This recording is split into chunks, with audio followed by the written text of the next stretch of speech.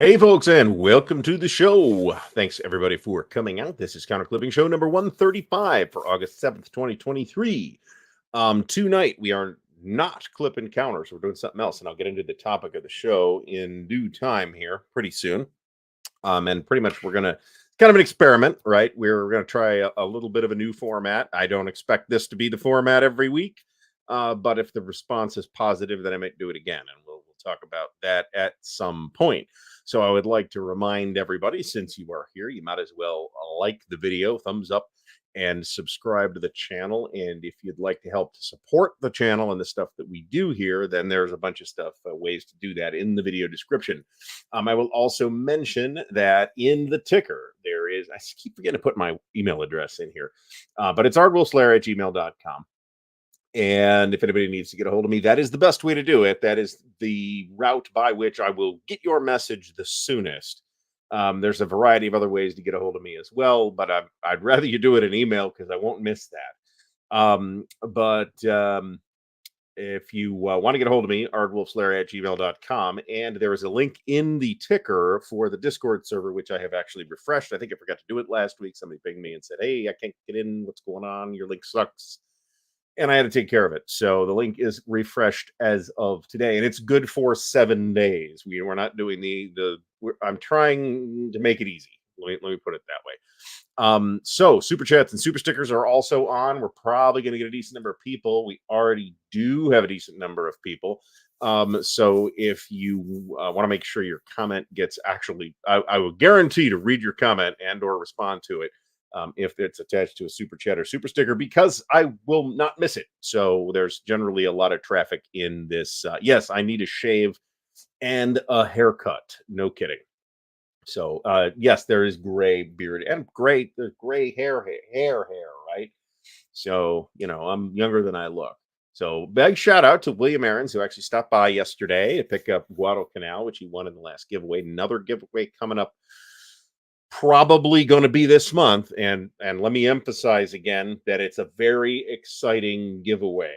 I don't want to spoil it. A couple of people do know, but they are sworn to secrecy, what the very exciting giveaway is when we hit 7,000 subscribers.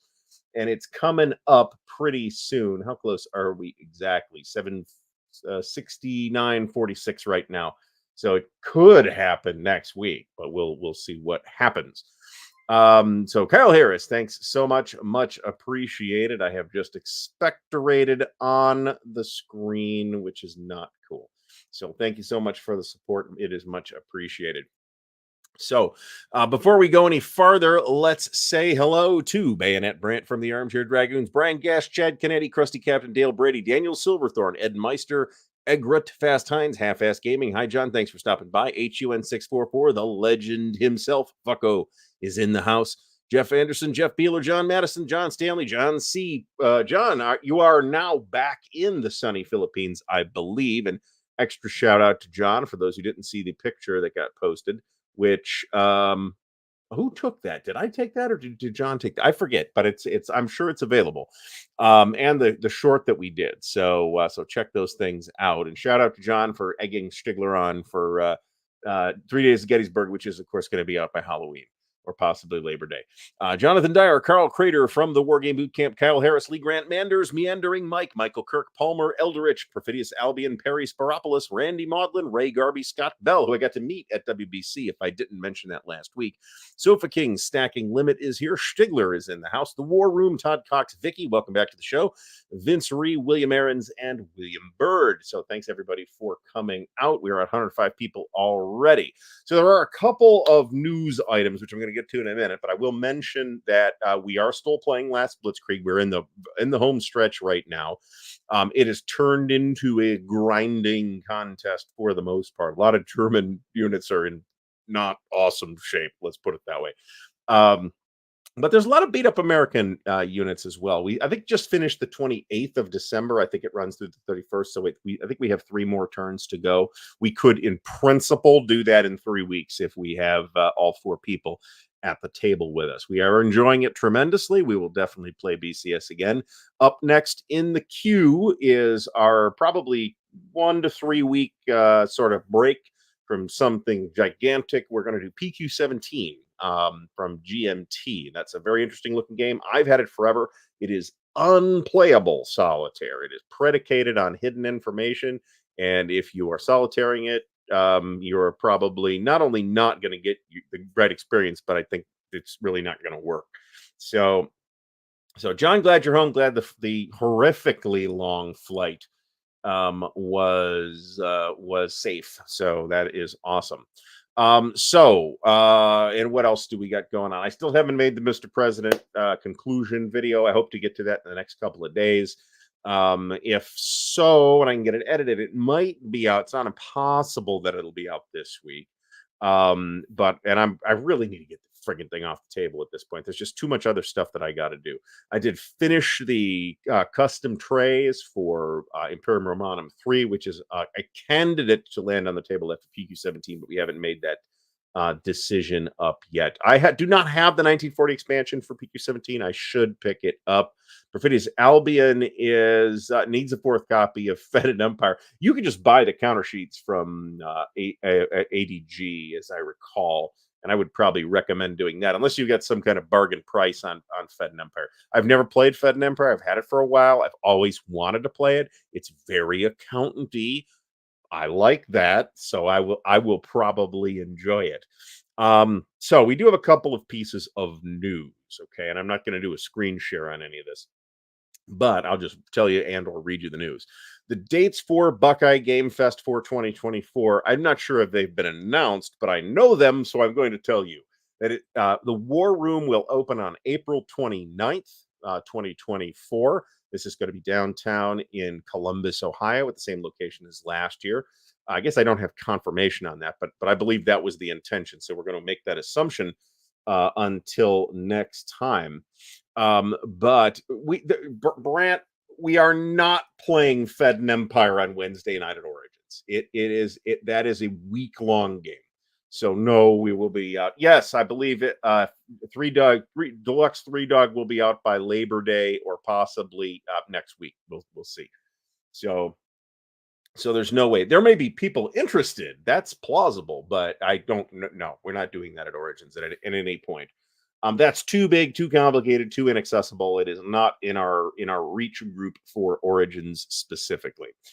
So we've got the dates for Buckeye Game Fest. The regular, April 29th is a Monday. Opens pretty early in the morning. I'm not sure what time that is exactly because it's now a 2-hour drive for me, but we can get in there early Monday morning and start setting up and start playing basically whenever. And you can play till May 5th. That is the following it's the following Sunday. The regular convention with the regular board gaming people will open on Thursday, but the War Room opens on Monday. So that is going to be terrific. Brian Gash, thanks so much. Much appreciated. I appreciate the support. I kind of gave Oceans of Fire a pass, and now I'm second guessing that actually. I'm kind of waiting to see more about it. I've got Mo's video on it queued up, so I'm gonna examine it. And I'm sure I'll get it if it continues to look more interesting. The other news that we have is not awesome news, but I don't have any details, so I'll get into that in a minute. So I'm going to read you the statement that Herman Lutman posted on Facebook. I think sometime last week. The relationship between Herman and White Dog Games has been severed. So Herman says, and I quote, "I just want to let everyone know that my games are no longer being published by White Dog Games as of today, as I was forced to discontinue my business relationship with that company. So this involves Viva l'Empereur by Iron and Blood, Vultures Lead the Way, A Spoiled Victory, and Duel of Eagles. I sincerely apologize, I meaning Herman, apologize for any inconvenience caused. I will hopefully be getting both Viva l'Empereur and By Iron and Blood republished as second editions in the very near future, and possibly Vultures Lead the Way as well. Neither A Spoiled Victory nor Duel of Eagles will be republished, but the upcoming Miracle at Dunkirk will fill the Dunkirk void. Anyone interested in the Battle of Mars Latour, covered by Duel of Eagles, can pick up either At Any Cost or Position Magnifique. Ironically, Duel of Eagles was actually the first game in which I used the parent system for Blind Swords. I will, of course, be announcing all the necessary details as I get them. Thanks for your understanding and good gaming." End quote. So, I don't know any details. I probably, if I had asked Herman, he probably would have told me, and I kind of made it a point to not, because, and I'm going to explain the reason behind that. I feel, we're kind of providing a community public service here, right? So if I had news, I would feel obliged to report the news, to the best of my ability. And yet, if it's, it sounds as though the relationship between Herman and White Dog went sour. I don't know any details on that. But I didn't want to know, because it would either be in confidence and I wouldn't be able to tell you, or it would be or Herman would have said something, right, or been more specific. So bearing that in mind, I'm cool not knowing. Herman's a great guy. We love Herman. I like a number of the games that have come out of White Dog too. Thanks, John. Much appreciated. It is much appreciated. I have nothing, or no control over the falling exchange rate. I do not plug this into a calculator to find out what it is. I appreciate it. Doesn't the number of dollars does not matter at all. Mo from Mo's Game Table is here. Mo, thanks for stopping by. So I definitely do need a haircut, though. So I was thinking about starting a Kickstarter for the haircut, because I got to find a better barber. Apparently, the last haircut looked okay, not great for like a week, and then it turned back into this. So that was not okay. So I have mentioned they're going to get into the topic here tonight at some point, and this is going to be pretty interactive too. So please continue the normal chatting and chat participation that always happens here, which is great. So I have mentioned at various points in the past that I have noodled around with designing a war game. Okay, and that has never gotten farther than whatever the first stage, the very first half tentative step on that process is, whether it's a map or counters or rules or whatever.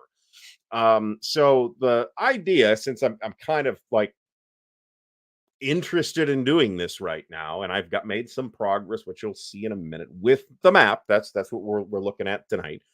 Um,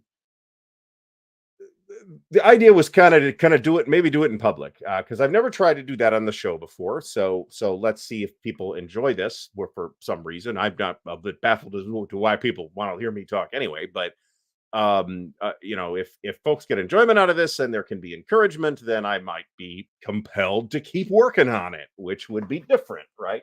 There is one game that I did it, but it's not a war game. There is an RPG that I did finish, and I released it back in the days of Google Plus, when there was a lot of RPG traffic on Google Plus and nobody cared. So that was discouraging. And it's a lot of work to do this kind of thing. So to do any game design thing is a lot of work. That some people make it look super easy is because they are really good at it, and I am not. So there's a huge caveat here that says, if this process seems half-assed at all, it is. But nobody's ever going to get better at it except by doing it, right? So we're going to talk, and mapping. I do pretty good job with counters. I think my counters look very nice. Mapping, not so much. So we have some basis maps here to that we're working out of, and we are sort of curating the map as we go. Nothing that we do here is final. Lots of tweaks have to happen. But hopefully folks will kind of start to see that there's compromises, right? With map design, you got to decide, well, what's the status of this particular hex. And we'll see about and I'm going to use Inkscape. I don't know anything about Incarnate. That might be easy. That'd be cool. but I like Inkscape, despite the fact that it does occasionally crash on me. If I didn't mention it, we are drinking Ardbeg Wee Beastie, which I have actually put some water in tonight. It's okay. It's just kind of one dimensional. And it is 47.4%. So it is bottled at a very good strength, which actually makes it's really just young Ardbeg, to be completely honest. And I like Ardbeg, right?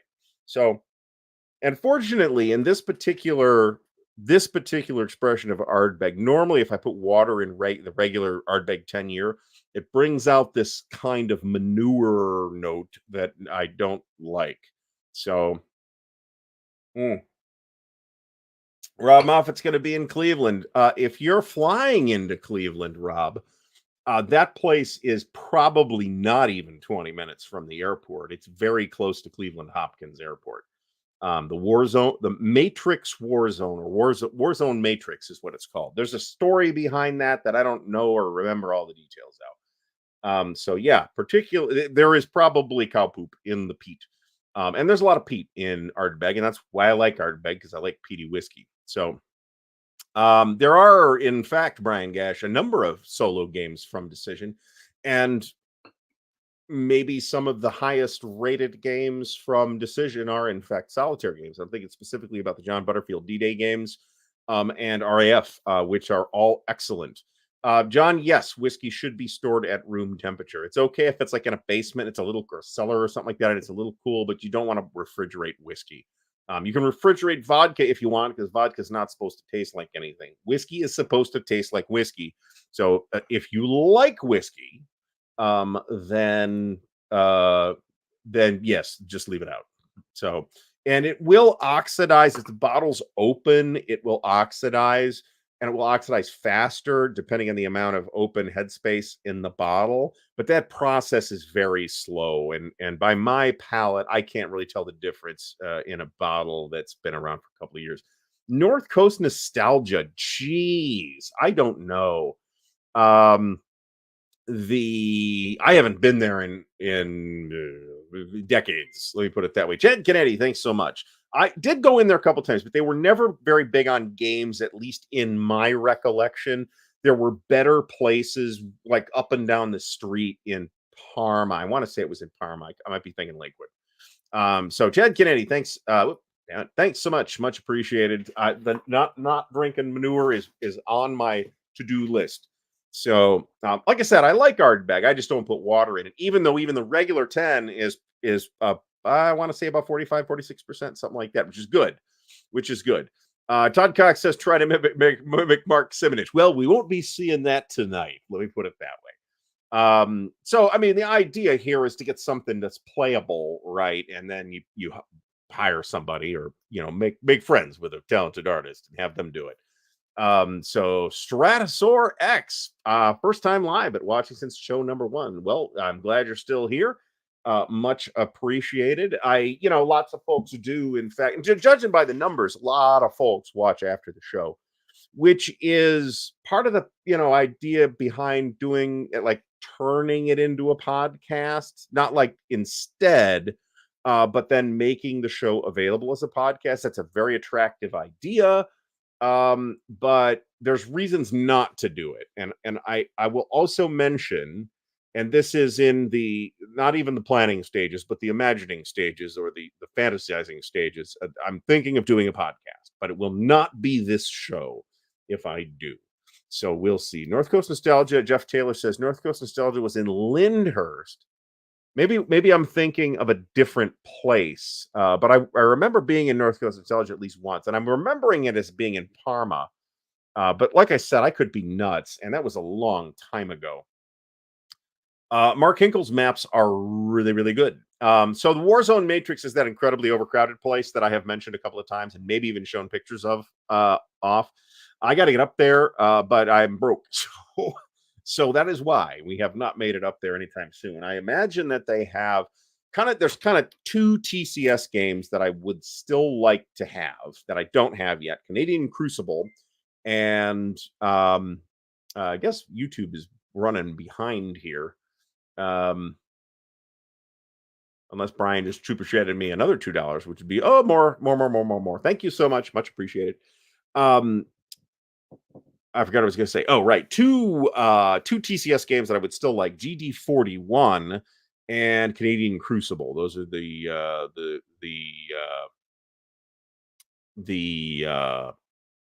2 that I still need. And they did have a pile of TCS games last time I was there, which was several months ago. So, yeah, you're not the only podcast I'm ever on either, Brant. But yeah, generally, it's honestly, it's more like once or twice, but But yes, I'm usually brand managed because I'm easy, right? As long as it's on a night when I'm free, and it's usually after where I wouldn't be free. So it's usually not a scheduling problem because we do it at like 9 so PM. So that's usually not an issue.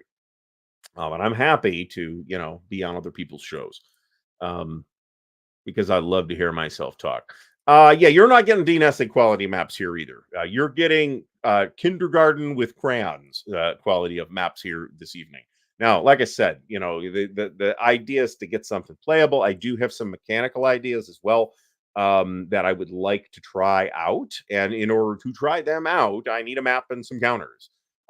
So we will see. Like I said, we'll see how far we get. We're going to do a regular show next week and probably the week after, and I'm not going to do this more than once a month. Let me put it that way. But if, like I said, if I get feedback, even if it's this is terrible, but tell me why it's terrible, and then we can. Eric Goebel, the podcast is called mentioned in dispatches, but there's another podcast called Mentioned in Dispatches that you will get if you search in on certain platforms of podcasts. So if you search for Armchair Dragoons, you will find it. So, and you can go to did they seriously? I mean they do, but did they really? I am well known. So um the only hateful to the less talented, your average kindergartner is going to be better at making maps than me. Like I said, I'm not good at making maps. I could be using campaign cartographer for that. I do have a relatively recent edition of campaign cartographer, but it crashes even more often than Inkscape, and its performance is worse than Inkscape. So Chad Gennady, much appreciated. New crayons, we can get some the ones with the fancy sharpener and everything. And Ray Garby, both of you, thanks so much for the support. It is much appreciated. TSR, so I won't use their color palette because their color palette was a true travesty. But don't be shocked to see like a hex by hex type of terrain on this thing when it becomes in a close to playable format, which, as you'll see in a minute, it is not close to. So I have set this up. So let's make sure I get to the right view here. So this is the map, and this everything on here is tentative. Okay. I just don't want to pay. Adobe it costs so friggin' much, man. I just don't want to deal with it. And I don't want to deal with Adobe because they're douchebags. No, no, no, no, no, no. There's no publisher in mind. Okay. We're a long way away from that. So do I have the map frames? Yeah, okay. So let me lock that. So you're gonna see the guts of Inkscape here too, which is my preferred vector graphics platform. John is a devotee of Adobe Illustrator, and that is the professional standard, but we're not professionals around here. This is true, but as we're going to see here, Perfidious Albion says, why make maps? And you can just order the USGS maps and then overlay hex grid. This is technically true. You can totally do this, but you have to make compromises, right? I've got to decide, is this supposed to be a land hex or a sea hex? Do I have to move some coastlines around? And if I've got to do that, where I have to go in node by node and do editing, and I do, then I might as well just do it this way. They are here. Stigler is absolutely right here. Adobe is the industry standard for Photoshop and Illustrator and a variety of other things, and whatever the publishing thing is called. That's I think what Inkscape am I on here? Am I on Inkscape 1.3? I am on Inkscape 1.2. When the hell did that 1.3 come out? I just put this on this machine. So, all right. So what we have here is a strategic. I don't have a caveat about this. A strategic level World War II game. All right, and it's a 4-map format. Okay, with 4 optional add-on maps that you can play with if you want them. Okay, and the add-on maps will also hold the displays and off-map boxes and stuff like that, so we can avoid shitting up the rest of it. So like North America is going to be off-map boxes here on the Atlantic display. All right. and this is, I think, three. Well, it's about a quarter of a or a third of a map. Um, well, this is true. This is true. This is Mo says they're industry standard because they had a good product at one point, and they're industry standard now because they've got people conditioned. I'm also not a fan of anything Adobe. I'm not Mr. Open Source per se, but I mean, I'll use Inkscape, which I'm very familiar with, learning new stuff, doing this right. So I was shooting, John, for equal area projections, but it is very difficult to find equal area projections of um, all of Europe, all the way, including Scandinavia. So what this ends up being as a basis is a number of other maps cobbled together. I do use GIMP as the Photoshop alternative, and I'm not as good with GIMP as I am with Inkscape, and I'm not a master of Inkscape, right? I'm okay with Inkscape. GIMP, I'm barely proficient. These are extremely talented names here. I gotta tell you, Charlie Kibler, Nadir is great. Don Petros is very good as well. I've seen less less of his stuff. So the basic so one of the challenges with this kind of thing, right, is that I feel like you really need to maintain a scale focus, and that's something that World in Flames, for example, is not really very good at. There's a lot of scale drift involved in World in Flames, right, where you got divisions that aren't necessarily divisions, but they're like maybe military assets. But then you're looking at regiments, right? Some of those things were fielded as in regimental sized formations. So that is not something I want to get into. So one of the things I do admire about A World at War is that it has never really drifted away from its choice of scale. ArcGIS is a thing I have looked at, and I'm sure it's wonderful. The learning curve for it's not free, although there is a package that is inexpensive. And uh it's difficult to use. But Forrest Webb showed it off to us at Winterfest last year, and they're doing some amazing. Those guys are doing some amazing things with it. But Forrest is really great with ArcGIS. So mention the Armchair Dragoons fall assembly at the Brant. What's the name of the damn store? Gamers Armory in Cary, North Carolina. It will be a weekend event. There's no hotel; it's just at a game store. But they've got some decent sized stuff happening there. This is fair. This is fair. There's a game about this. This is true though, right? I mean, and you've got those frogmen in Whiff and mini subs and things like that, where you really don't in well, maybe there's a rule for it in World at War. I haven't seen that, but the other thing that I want to be able to cover is the pre-war period. If we zoom in on the working title, 1935 to 1940, I want to be able to cover the build up to the Second World War as well, to give you the ability to generate a different set of starting conditions than historically occurred. Okay. To what There are a number of games that do this already. Okay. Cataclysm from GMT is one. Triumph and Tragedy, Conquest and Consequence, also from GMT, do this. And I did not like Cataclysm, but I do like Triumph and Tragedy and Conquest and Consequence. But those one of the reasons why Triumph and Tragedy works really well is it starts, I think, in 35 or 36. I forget exactly what. It moves seamlessly from the pre-war to the war part of the game. Okay. And that is something that neither Days of Decision for World in Flames nor A Gathering Storm for World at War and Storm of Asia really quite do.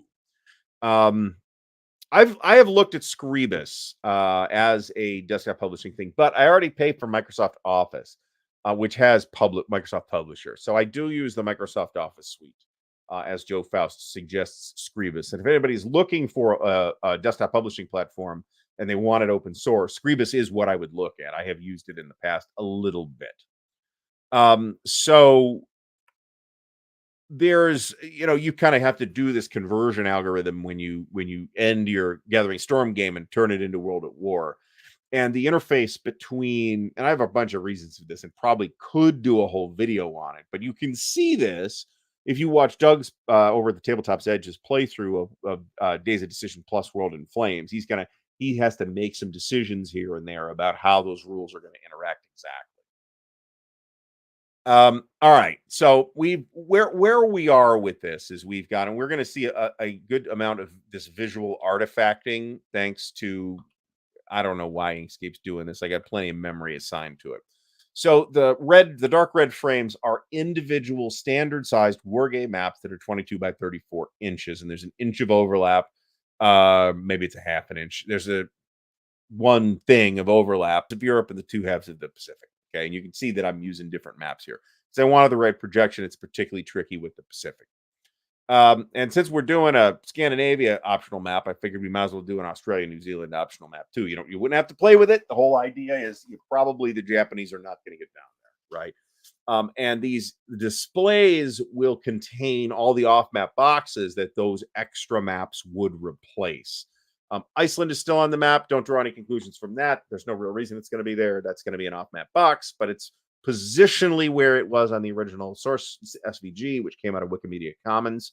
Another nice thing about Wikimedia Commons is that a lot of their maps are, and other graphics too, I guess, are in SVG format already, which is Inkscape's native format.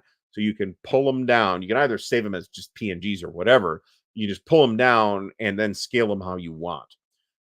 This East Africa map is a whole extra map. That's just kind of how it landed, because I realized that if you're starting in 1935 or 1936, then you have to take care of the Italian campaign in East Africa.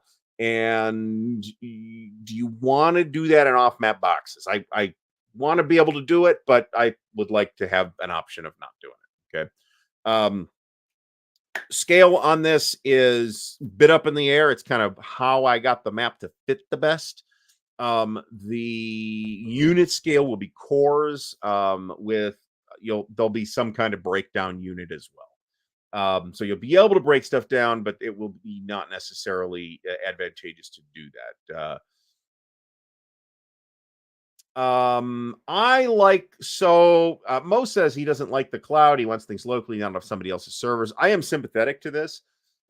In some cases, another thing that I've been using that I've mentioned is Tinkercad for 3D modeling, and it's completely cloud-based storage.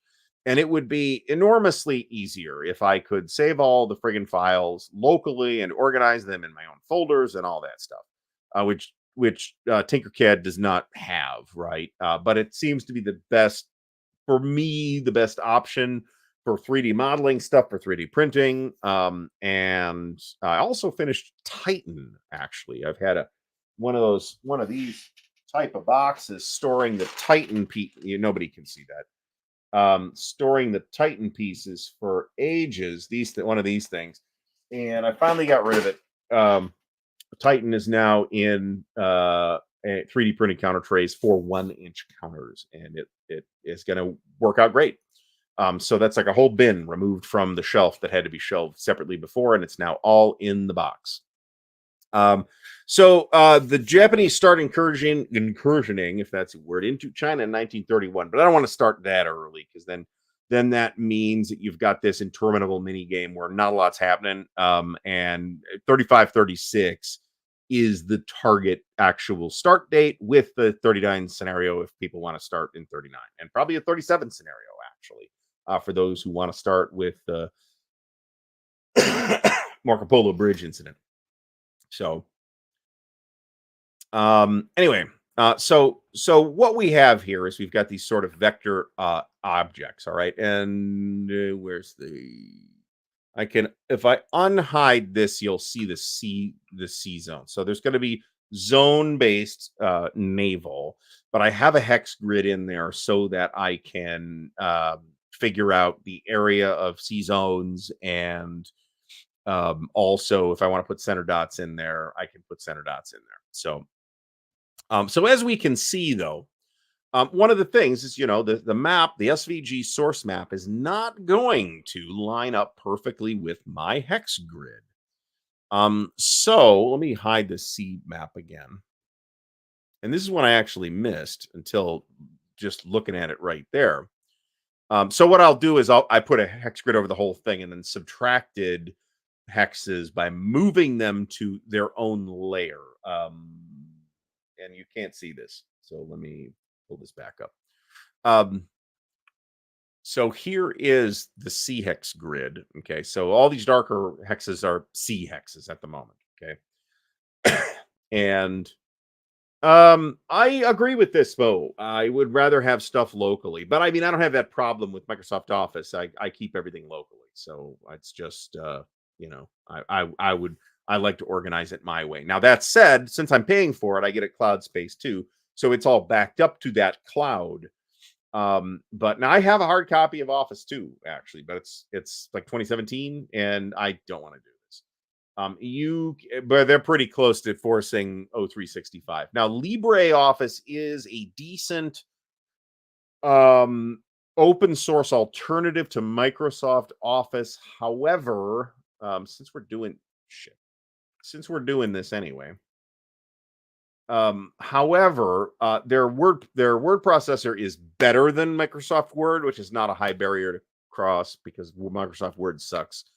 But their spreadsheet program, whatever it's called, is not as good as Excel. So it is Excel that keeps me on Microsoft Word, or keeps me on Office, and not Microsoft and not on LibreOffice or some other alternative. And I'm kind of a power user for Excel. There's not that much that I can't do in Excel. It's just better. The logical statements were why I got frustrated with LibreOffice's spreadsheet program, because logical statements just aren't as clean. All right, so looking at the map, and this is, you're going to have to, you dump your ArcGIS map into some kind of graphics program, and you decide, hey, I'm going to, let me lock the hex grid here, and actually lock, we don't want to lock the C hex grid. I'll hide it instead. There we go. All right. So I don't accidentally click on a land hex and delete it or something like that.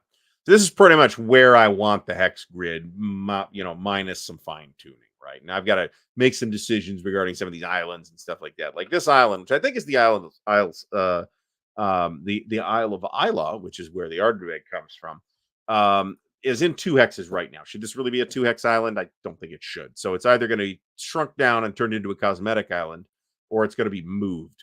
Now, because if we just highlight the entire UK here, I'll click off of it.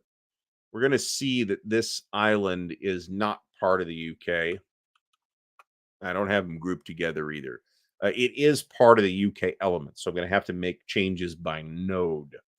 I would say Libre Word is better than Word. I think it's considerably better, actually. But that's that part of that is that I have a really, really, really low opinion of Microsoft Word. I think it's terrible. I think it's unintuitive. I think you have to click out into screens and do bullshit before your changes are reflected. I hate it. So I've got a million reasons why I don't like Microsoft Word. All right, so F1 is the key for the selector tool in Inkscape. Okay, so I'm going to click on the main island of Britain here, and then I'm going to hit F2, which will show me all the nodes. Now, there's a lot of nodes because I used multiple different source maps. So I'm going to mouse wheel in, and I'm actually going to move some of these nodes a little bit so that we're no longer encroaching onto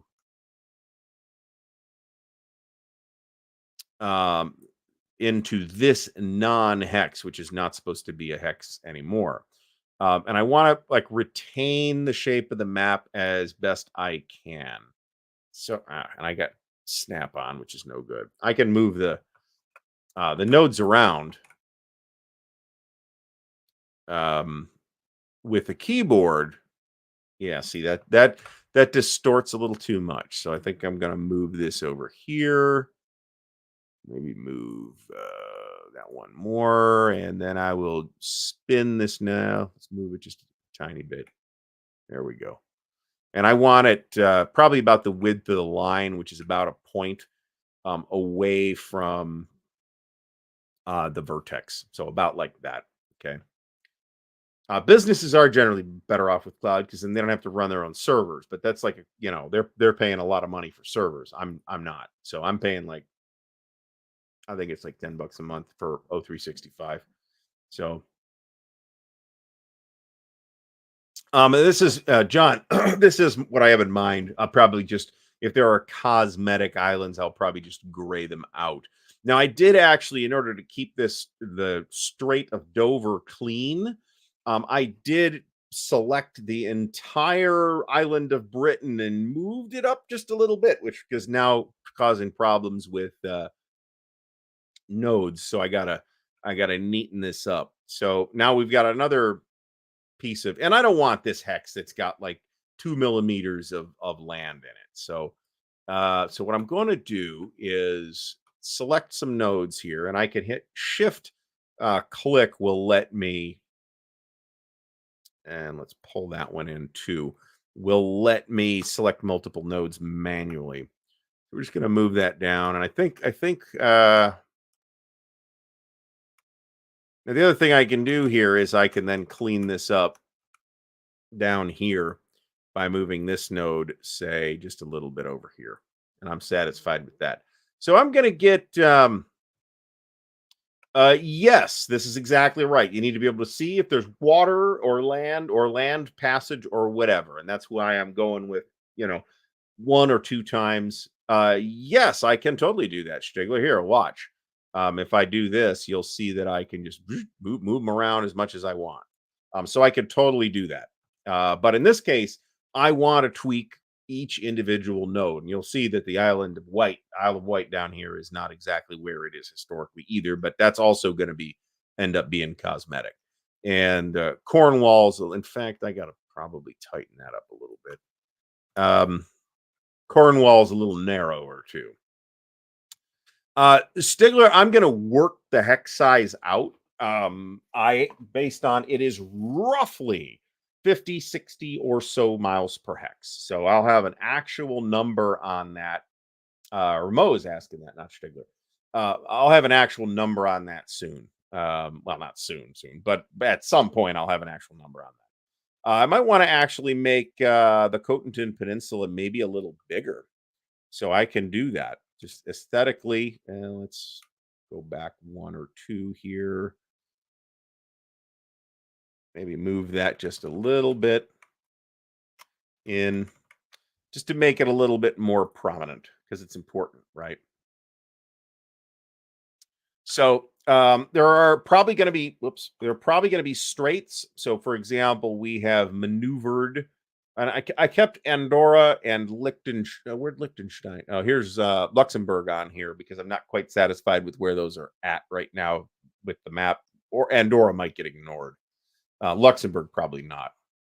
Hex size will determine move rates. You're absolutely right. But hex size alone does not determine move rates. Your hex size and your turn length will determine move rates, right? So that's all got to work out. The idea at the moment is to have quarterly turns, with each of which consists of a series of impulses. So you'll have the fewest impulses in the winter and the most impulses in the summer and somewhere in the middle for spring and fall. And then it will not be strictly I go, you go. You will activate an individual HQ, which can then activate units, which may or may not become, terminology can change here, exhausted by whatever it is that they do during that activation. And if they are not exhausted, then they can activate again in the next impulse. They can only be activated once per impulse, however. Anyway, so, and you can kind of see remnants of, the 3 or maybe 4 different source maps that I stitched this together from. And this is totally true. But in this case, we actually, this is the same scale as the Europe map in this case. Now, again, this is should be optional, but and the size of the off map boxes will determine um, the will be a factor in determining movement rates as well, right? So, I mean, Egypt is pretty big. You're traveling up river, like you're floating up the Nile or something like that, then it's a long ways down to Ethiopia, for example. Cores and presumably Soviets and Chinese will be armies. And I haven't worked out what the scale is yet for the Pacific, but it's something like 100 miles per hex, something like that. So yeah, this is a game I'm fooling with. It's in, I've got some mechanical ideas, and then we're working on a map so that we can put something out there and start fiddling with it to see if the mechanical ideas actually work or if they are in fact bullshit. Unit size is a factor as well. It'll all play into that. And I'm not doing a detailed statistical analysis of TONE and stuff like that. We're not doing that in this. The scale is not right for that. We're abstracting it. There may be some kind of proficiency factor. I haven't made that decision yet. So um Ken X or Ken 10 asks, what's my position on how easy it should be for the Germans to defeat France? Honestly, it should be so this is complicated. In that if you like look at the French army on the eve of in May 1940, they look like they should be able to hold out, right? And they should be able to turn it into a slog, and yet they didn't. So the reasons for that lie largely at the strategic level and to a lesser extent at the operational level. So those are the scales represented in this game, right? So that is a great question. But also, if you think about it, say the Germans commit some more forces, right? So how do you balance that? That is an order of battle question as much as anything else. And like I said, there may be a proficiency or action rating type um, thing. What I have just explained about my mechanical ideas is basically where the rules are at right now. Okay. And that's pretty much it. So I have written down a stacking rule, which I might change, which is basically two counters, two units, maybe plus a breakdown. So it might be like 2.5 units, something like that. Like to minimize stacking, like to minimize markers insofar as is possible. This is true too. And the polls, it was a contest, right? For the first 2 weeks or so, or first week maybe, in Poland. The Poles also had a big army. I think they had the third largest army in Europe at the time. So I do have all the national borders in Europe done, and less in. I haven't done North Africa yet because I'm going to need yet another source map to figure out where those are. Um, past the coast. But not a lot's happening in the middle of the Sahara either, right? Pretty much the action is happening on the coast. So this may end up being this whole area down here may end up just being white space for tables or whatever. I haven't made that decision yet. I feel like Denmark ends up being a little bit small, which I don't really like, but I guess I could just like stretch it out, right? Boom, just like that. I'd have to make some more modifications to make that work. But I could do that. But I'd rather not. So we're going to fix that. Borders are of 1936. That's where the borders are at the moment. Because that's one of the source map. Overall, so this is the kind of game that can get really complicated. Okay, we have a world at war, which is an obvious data point, but that's not the only one, right? Games like this can also be really simple, but those really simple games tend to have significant balance issues. Okay, one of the best ones is Struggle for Europe. Is that the name of the damn thing? It's from Worthington Games. We did some playthrough of it, and it's pretty good, and it holds up pretty well. It's a card-driven game. I think it's called Struggle for Europe, but there's another game series called Struggle for Europe. So I might be mixing that up with something else, and we're gonna have to fiddle with these Danish islands too, I suppose. And I had to do a lot of work on this Scandinavian coastline so that I could get a sea zone in here in the Baltic. So the Baltic is basically going to be a sea zone. And then the White Sea up here might end up being its own sea zone. I don't know yet, but they've got a marker for it being its own sea zone. And then there'll be some kind of display in each sea zone um, that will to some extent. So can I, I will agree with what Bruce Harper said in that I don't think it's fundamentally as complicated as people think it is, in the sense of what you need to know to play it at a basic level where you're not screwing it up, right? You're not necessarily playing competently. But um you're not screwing it up, right? And the basic ebb and flow of it's not as complicated as you think. Now, there's a lot of fiddly little rules, but a lot of the mass of that rule book also comes in weird, delineating weird edge cases and stuff like that. World at War, a World at War is essentially an update of Advanced Third Reich. Now I played Advanced Third Reich back in the day, and it's pretty good. I liked it. But I will say that Rising Sun, the Pacific companion to it, did not work as well. And that's one of the things that World at War kind of fixes, is it kind of integrates the Pacific better than you could play one or the other, of course, but it integrates the Pacific better than Advanced Third Reich and Rising Sun did. Advanced Third Reich by itself is still pretty solid, however. This is totally core level. Core army, right? Soviets will be armies. But remember that the Soviet core has got about as many people in it as a German Soviet army's got about as many people in it as a core from Germany or the US, right? So that's a factor. I'm planning on some kind of breakdowns as well, but I want to keep that to a minimum so that it doesn't drift into a divisional level game. Now, one of the things that I have tinkered with, Wolf Dog mentions, so I think this is this the thing from Worthington or the thing from Clash of Arms? So there's a 3-game series from Clash of Arms called Struggle for Europe.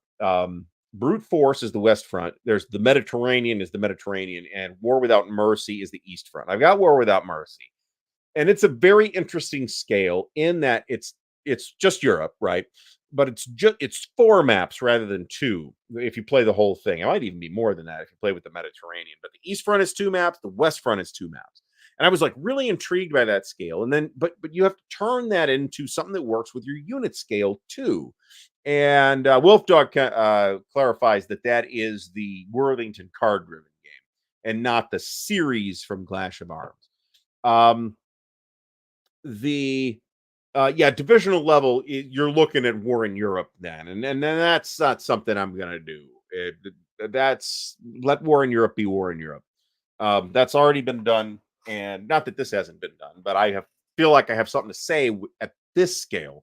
But I did look at that 4 map scale too, where each hex is like 25 or 30 miles, and I just felt like it didn't mesh correctly with the unit scale. And the unit scale is I mean, you can make it abstract if you want and say, I don't know how many units or how many men are in this unit. It's just not specified. And I guess that's fine. But I'm less interested in that personally. This is a thing of mine that I am working on for clarity. And not a new map of an existing game. If there was an existing game, then even the worst, okay, maybe not the worst map artists, but all but the worst map artists are better map artists than me. So I see no point in that unless there's one exception to that, and the only reason it even works is because of the style of the map, and that's the plot to assassinate Hitler. I feel like I could do an update of that map, but that's just a hex grid. Like it's like hex grid with different colored hexes, right? Yes, so there will be naval, air, and air power, and you will have naval and air headquarters as well. So you will need to activate a naval or air headquarters in order to activate naval units or air units. And there will need to be some kind of mechanism by which you can activate air and naval or air and land. Okay. Named warships, maybe. Um, that turns into a lot of counters. Because if you start looking at the U.S. Navy in World War II, fuck, there's a lot of ships. Okay. Even if you just limit it to carriers and battleships, fuck, it's a lot of ships. Okay. So I am reluctant to commit to named ships. But you could always, turn that into, a abstract it in a similar way that Empire of the Sun does, where you call this the Enterprise counter, but it's the whole Enterprise carrier group, right? Not just that. So one of the Frank asks this legitimate question to ask of a designer, right? What are you going to say? What do you have to say here? And what I don't see in this scale of World War II game is the kind of operational decision. I'm using operation because we do see it in operational games. Is the kind of decision making that something like a BCS brings to the table. So that thus the activation mechanic. Okay. So there will need to be counters for units that have already been activated this turn, but hopefully not. Yeah, I mean, so flat top's a different scale, right? I mean, you wouldn't have a counter for every destroyer. That'd be dumb. Even if you just stuck with the carriers and the battleships, man, there's a lot. There's really a lot. And then you got to manage the counters. Now, there'll be task force displays and that kind of stuff, and that's what these and yes, you will manage your production and you will buy units, and it won't just be that's what these side displays are for. And I've just kind of built them into the map. And then this was originally going to be like the central, well, it kind of still is Central Asia display. And then there'll have to be some off map boxes that will allow you to transit from the Europe map to the Pacific map and that kind of stuff. And maybe some charts and tables too. And I've got to do a lot of fiddling here. Yes, I agree. So Joseph Syverson asks how to model phenomena that are out of the scope of the scale and style. So that has to be decided on a case-by-case basis. Do you bother? Is it simply not important at this scale? And I think if the answer is no, then that can be a completely legitimate answer, right? But there's things that you'll want to, surprise attacks. Pearl Harbor, how do you handle Pearl Harbor, right? We got to figure that is, that's tactical. It's strategic surprise too. But the result of that combat, that airstrike on a fleet, is tactical surprise. It's surprise at every level, right? So how do you model that, right? So you have to figure that out.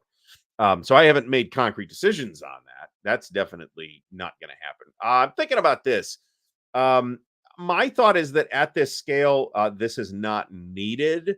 However, it is also true that, say, Russia has shittier roads than, say, France.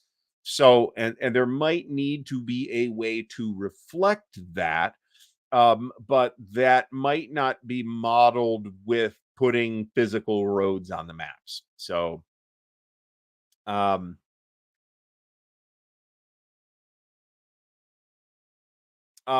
yeah, there'll be weather zones. I mean, I think this is a necessity unless the game is just super duper abstract. As you I think can see from the scale, it is not that abstract, right? And yes, there is no terrain on this map right now because I just started, but yeah, there'll be rivers, deserts, mountains, and forests and all that stuff.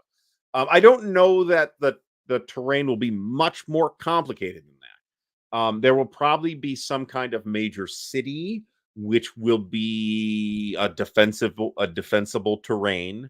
And there may be a swamp or marsh because you really need to figure out, do you want, armored battles in the Pripyat marshes, for example, and which would be dumb. So, but other than these four like terrain types and cities and marshes, that might be it. I intend to keep that relatively straightforward. Um, so, and there's probably, and yeah, the source map I worked on didn't have rivers, so I'm going to have to draw the rivers in by hand. But the scale is such that that shouldn't be very difficult. I mean, every little tributary is not getting marked on this map, right? Minor rivers are not getting marked on this map.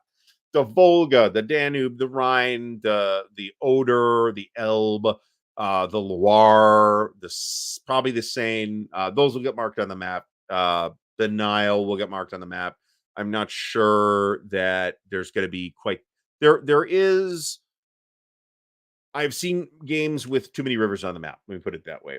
So Henry Sikorsky asked, this is a good question, but I've not directly answered it, but I'll directly answer it. If you're starting this kind of thing in 1936 or 1935, then there will have to be some kind of political mechanism involved. Okay.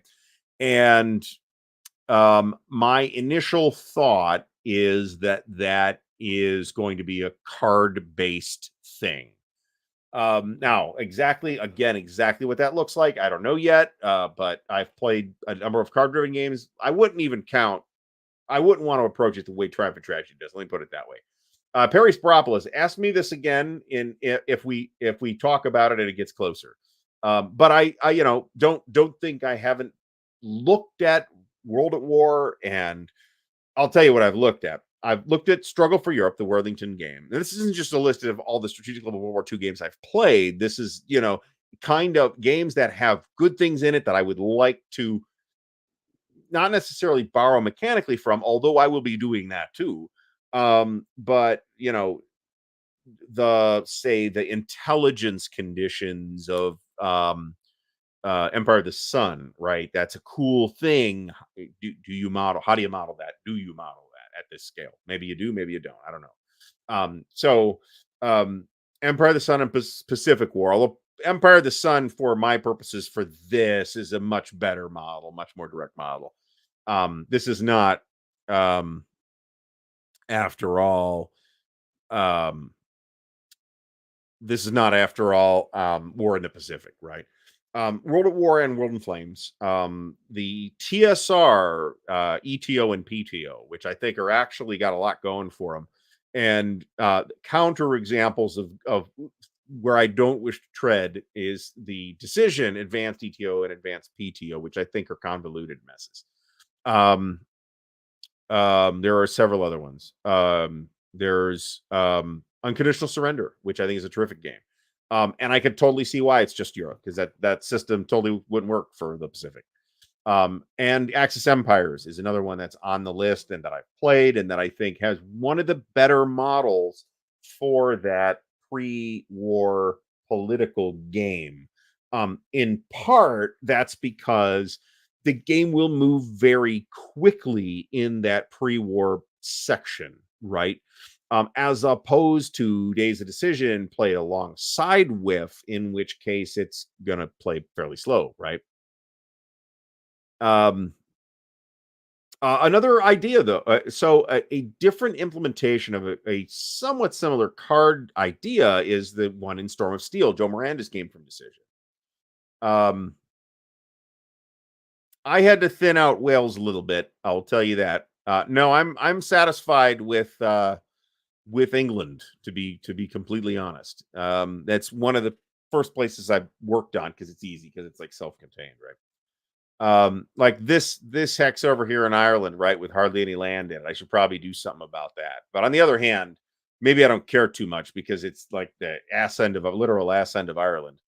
The Mediterranean's pretty clean. I had to tidy up Italy a little bit. Obviously that's important. I should probably, well, here's another one to fix, actually. Let's tighten up the heel of the boot a bit.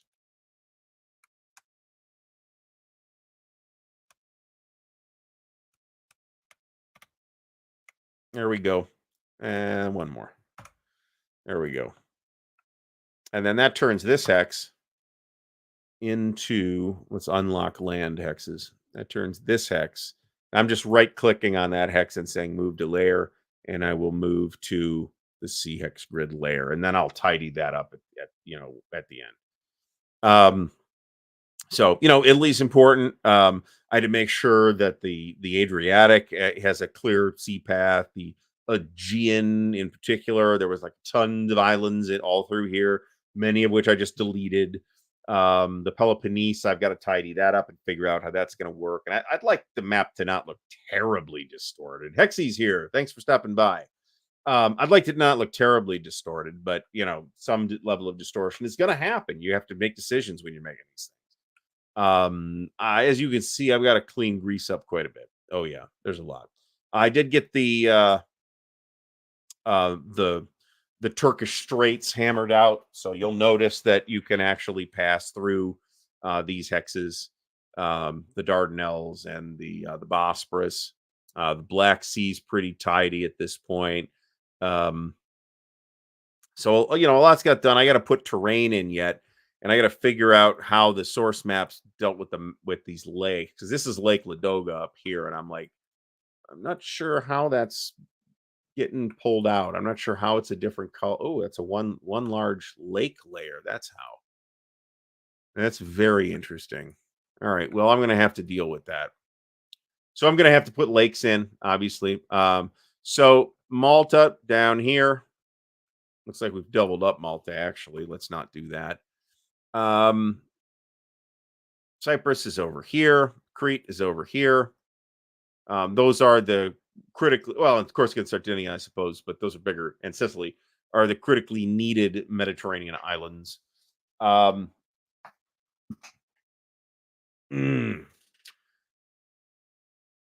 So Chad Kinney, and this is actually a really interesting point as well. It mentions you can model political aspects kind of like Third World War does it for the Middle East part of that game. Yes, however, um, there's a constraint on a World War II game that Third World War doesn't have because it's hypothetical. In that you want something resembling more or less World War II to break out more or less around late 1939, right? So, and if you start in 36 and you get like a card play phase a quarter, um, then you're going to get about 3 years of card play before the war starts. So you're going to get about 12 card plays. You got to kind of figure that in. What do the cards do? Or do you continue using the cards once the war starts? My thought is you can't. I mean, there will be stuff, but like bringing Italy in finally, for example, is probably going to be a card play thing. And I like some of the aspects of Gathering Storm and uh, Days of Decision as well. So I feel like the Third World War specific execution of the card play is a little too directed to like building for that particular situation. This is way broader. I don't think it would. I don't think it would work if it were adapted directly. Let me put it that way. What is this object? I don't know, but it's going away. A lot of little islands and stuff like that here got to get cleaned up. So we can, for example, I can select these nodes and this, and I can therefore use the keyboard to kind of stretch these out. I can, oh, I forgot to mention it, but I did go see Oppenheimer yesterday, and it's very good.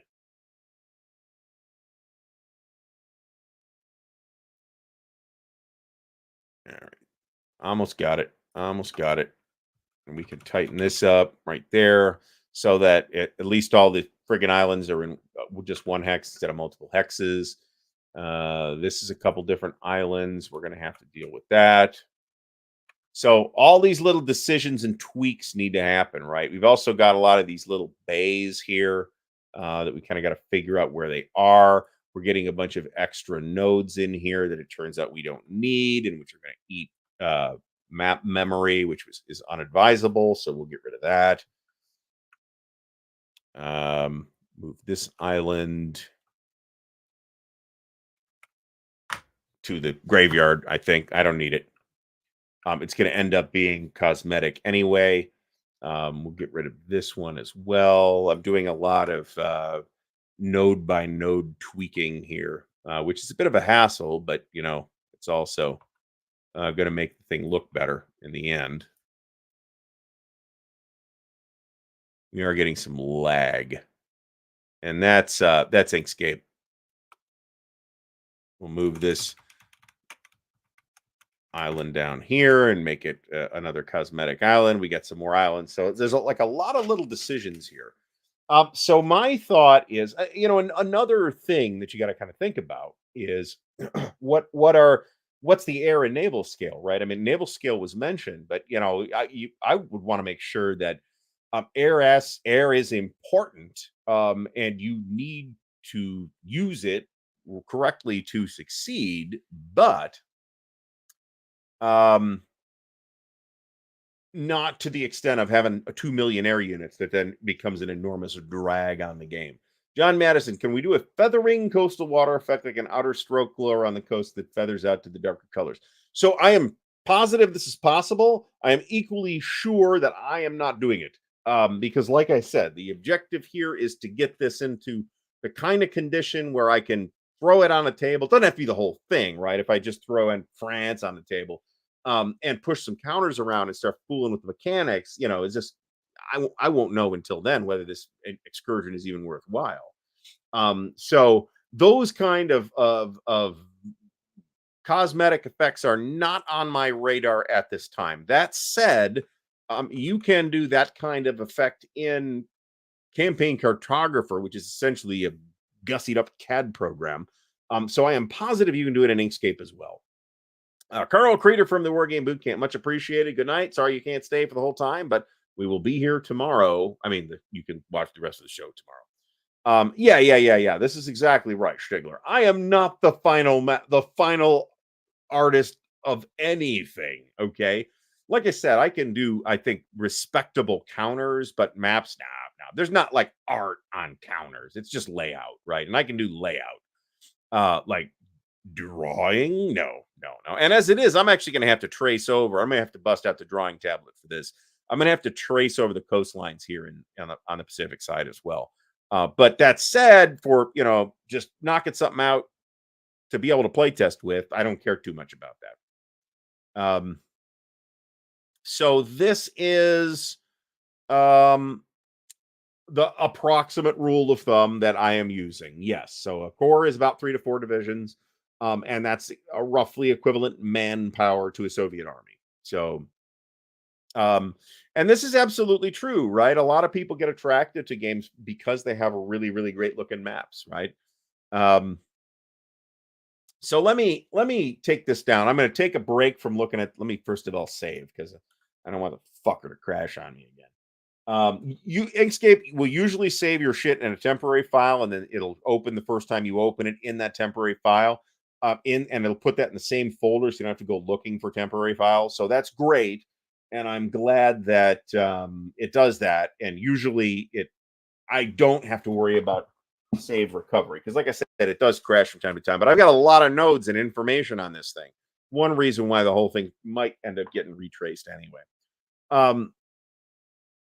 All right, so I'm going to talk about Oppenheimer for a couple of minutes. So we went and saw it last night. It is 3 hours long. So just FYI, going at a 9:20 show where you get a half an hour worth of trailers in front of it on a work night was maybe not the greatest idea I've had all week. But it was really good. It did, to me, I've had a number of people say it did not feel long to them. It felt long to me.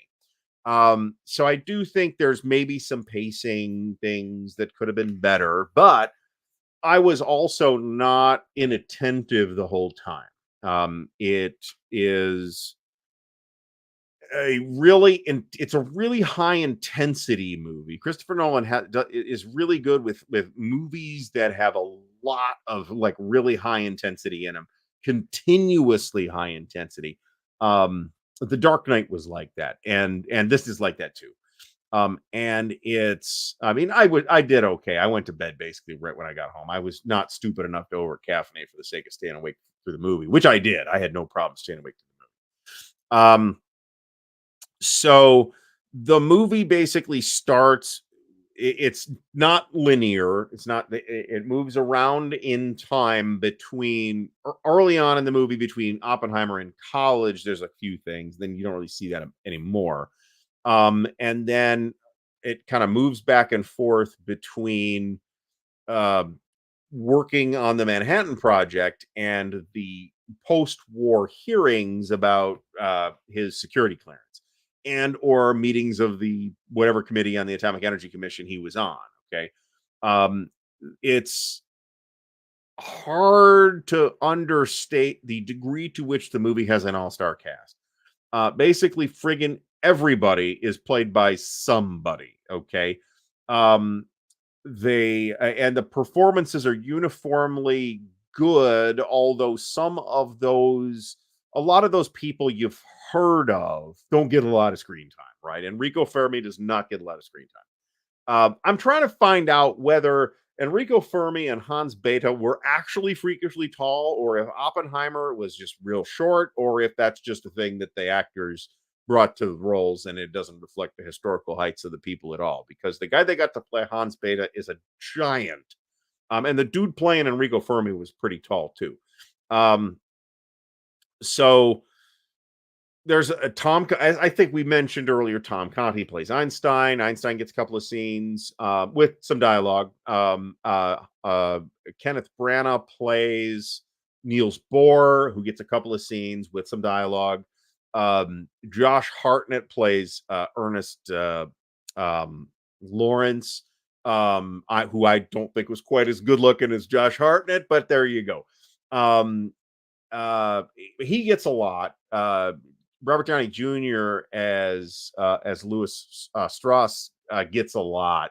He's probably, I would say, in terms of screen time, the number 2 or number 3 character. Now, some of these characters get like David Hill that Rami Malek plays, gets a real scene, right? Jack Quaid as Richard Feynman does not get a real scene. He's in there, you can see him. He's playing the bongos in a couple of areas, and they even did, attention to detail was really high. Where when they do the Trinity test, and everybody's like, give everybody the welding glass, and they're all like laying on the ground face down, and then the bomb goes off, and then they only then can they turn around and look through the welding glass. We got Richard Feynman sitting in the pickup truck thinking I get the ultraviolet will be stopped by the windshield. And he was right; it didn't destroy his eyes, but he couldn't see shit for a while. Okay, because he literally looked at an atom bomb going off through a friggin' truck windshield. So that Callie Ray, thank you for subscribing to the channel. Much appreciated. So a lot of little attention to detail things like that happen in the movie. I'd have loved to seen, I could do a whole side movie about Richard Feynman played by Jack Quaid, who, for what he's given, does a good job. The standout performances are Cillian Murphy and Emily Blunt, and who doesn't have as much screen time as you'd think. But boy, it pays off. And then Robert Downey Jr. as Louis Strauss. And a lot of other people get moments to shine, like Rami Malek and Benny, I forget his last name, that plays Edward Teller, gets a fair amount of screen time. The fair amount of screen, not a lot actually, thinking about it, but Klaus Fuchs is in there. He gets a couple of lines. So like a lot of it's an all-star cast. Like I said, everybody gets played by somebody. Alden Ehrenreich plays a nameless aide to Louis Strauss. Dane DeHaan plays what's his name? One of the guys on the tribunal. Well, you cannot blame the actors for Pearl Harbor. Pearl Harbor was just a flaming shit pile. I think there's a near 100% chance Cillian Murphy gets a Best Actor, and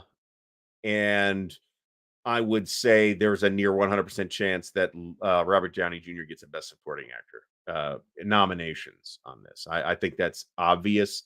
And there's a pretty good chance that Emily Blunt gets a Best Actress or Supporting Actress. Is there a female lead? I mean, you have to say it's Emily Blunt if there is. But The Florence Pugh does a really good job as Jean Tatlock, who's Oppenheimer was a womanizer. Was her mistress, and she was nuts. Okay, so just to get that out of there, she had some significant emotional issues. And Kitty Oppenheimer's an alcoholic. The movie plays her as a mostly pretty functioning alcoholic, mostly. Um, the Stigler, sorry if I did not see your question the first time. Emily Blunt plays Kitty Oppenheimer. So if there's a female lead, it's her, but I don't know that she gets more screen time than Florence Pugh necessarily. And this is not my first contact with information about Oppenheimer. Okay. So I can name an enormous number of without having seen the movie, I was able to name an enormous number of the characters that are in the film. I was aware of Gene Tatlock and all that stuff. So um this is plausible. There are people who think this. I mean, I think there's no way to tell, but it's very plausible that she was in fact not heterosexual, and repressing that screwed her up really badly. I find that very believable. So I'll address this in a couple of ways. First of all, we're doing good on time here. Oppenheimer is played as is portrayed as a complex individual. I mean, and he is brilliant, and he is also a fuck up in a lot of in some ways, right? He's clearly not completely stable. So the portrayal of Oppenheimer is very nuanced. And at no point, even though you see scenes of people celebrating when Hiroshima and Nagasaki get bombed and the announcements get made and all that. In no sense is that portrayed as anything other than a horrific story, right? The movie does not shy away from that. It does not show you that. It does, like, on screen you get to see the Trinity test, and apparently the um a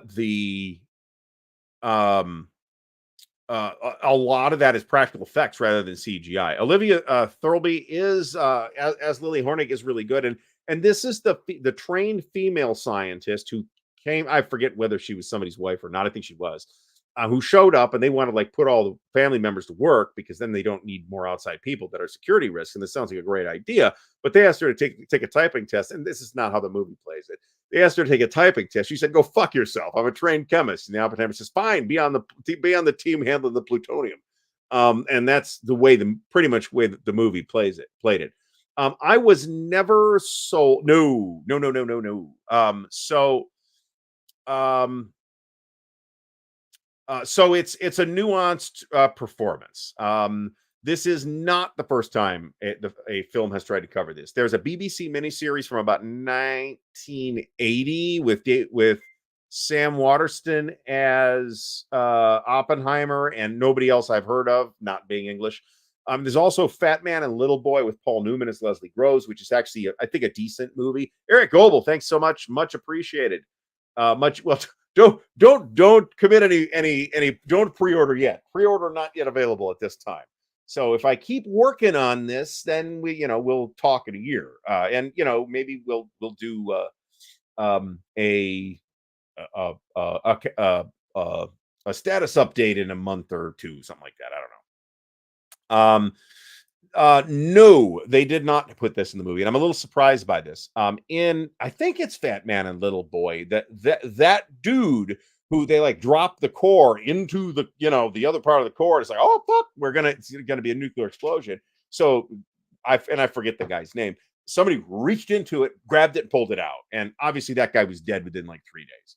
So that's not in the movie. But I want to say it's Fat Man and Little Boy. That dude, whoever his name is played by John Cusack. Um,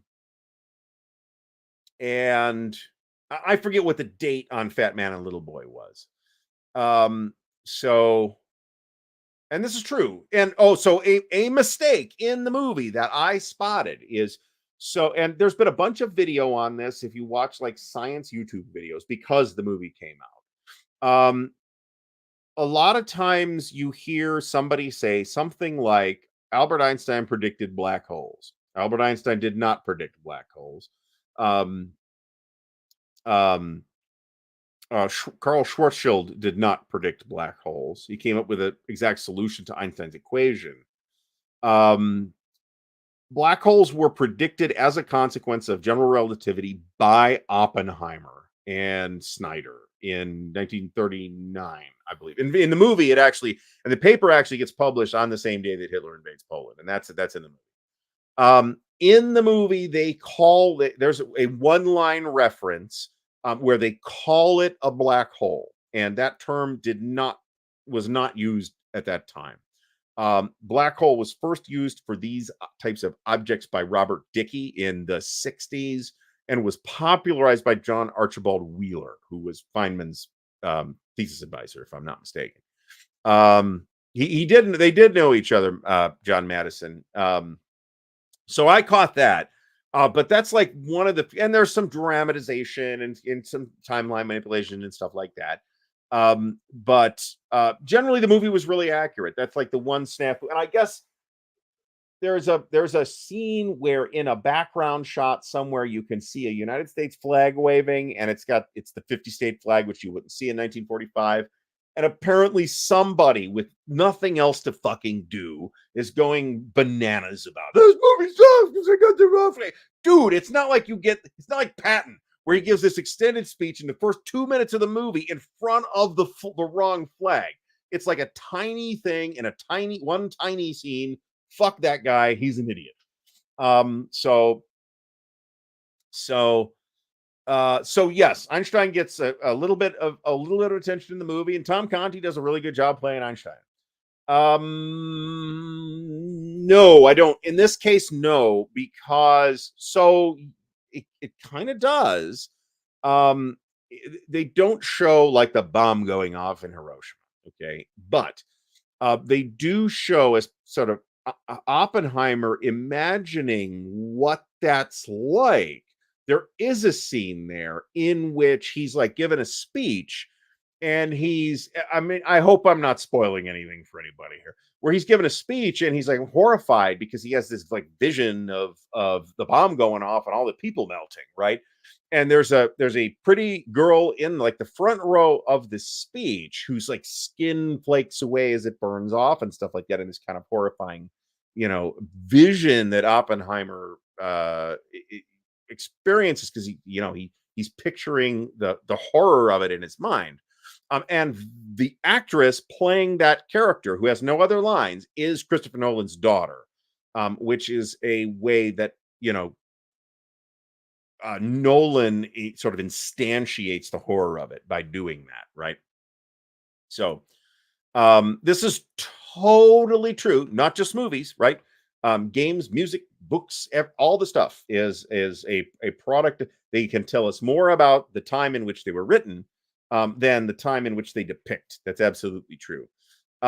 Truman is played by Gary Oldman, who is phoning it in, but Gary Oldman phoning it in is still pretty damn good. And you will probably not, I mean, you don't take the scene at total face value, but apparently the exchange was not that dissimilar from the way it's portrayed in the movie, and you will not come away with the positive impression of Truman from this film.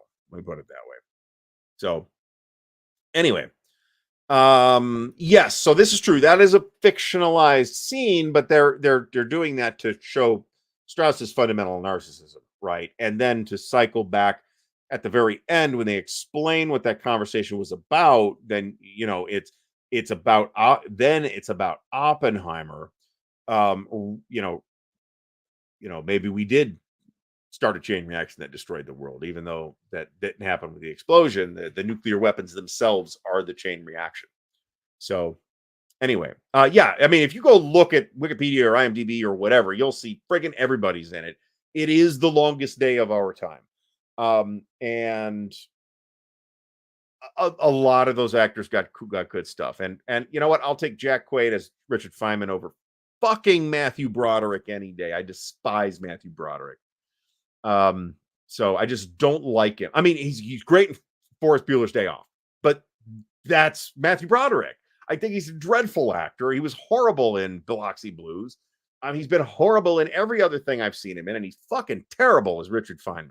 So, so that's my answer to that question. All right, let's get caught up here, and then we'll take another pass at this map.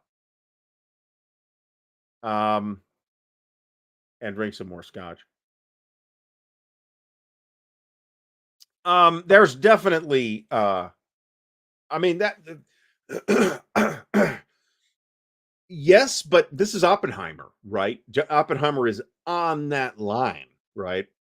I mean, so historically, one of the things that probably will people will like see it in the first few minutes of the movie and think is total Hollywood is not. It actually happened where um, Oppenheimer is at Cambridge, and his professor, who he liked and got along with, he injects his apple with some chemicals to make him sick. Now, in the movie, that's cyanide, and then he like, the next morning he's like, "Oh fuck, I should have done that," and he runs down there. That totally happened. I don't think Niels Bohr was there and almost bit the apple, but that's a thing that happened. So to say that Oppenheimer was not 100% stable is to understand something about Oppenheimer, right? So this is true, but it's not him. It's not him. He's Matthew Broderick. He's terrible in Lady Hawk 2. The movie is great, but it got nothing to do with Matthew Broderick. It's all the other people around him that give amazing performances. Then Matthew Broderick is playing Matthew Broderick as usual. Anyway, I mean, Glory is a great movie. So we're being clear on that. It is a great movie. Anyway, all right. So let me pull this back up. Minicab. All right, and we'll kind of talk. I'm going to have to. I guess probably the next thing to do is try to figure out terrain, which means I'm going to need probably another map that shows terrain. Underlay that. Let me zoom out a little bit. Try to reduce the strange graphical artifacting. All right. So in the back here is a reference map, which is